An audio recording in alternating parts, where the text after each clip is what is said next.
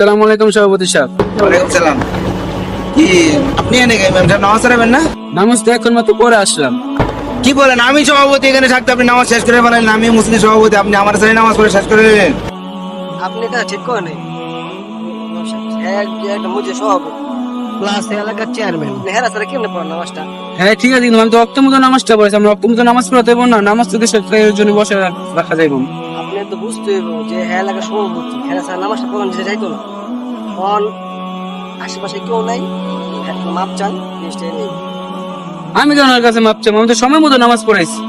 বুঝলে যায় না যে আপনি যে খান তিনবেলা খান, এই খাওয়ানটাকে নাম করতে গিয়ে ঠিক আছে, আপনি ওকে ঘর থেকে দেন, রিজিকের মালিক তো আল্লাহ তাআলা। এখন আমার এখানে ঠিক না থাকলে আরেক দিকে থাক না। ঠিক আছে। বেশি কথা বলবেন না, বেশি কথা হইলে মা আপনি দিয়ে উঠে হোগা চেয়ারম্যান সাহেব মাপ চান। এদিক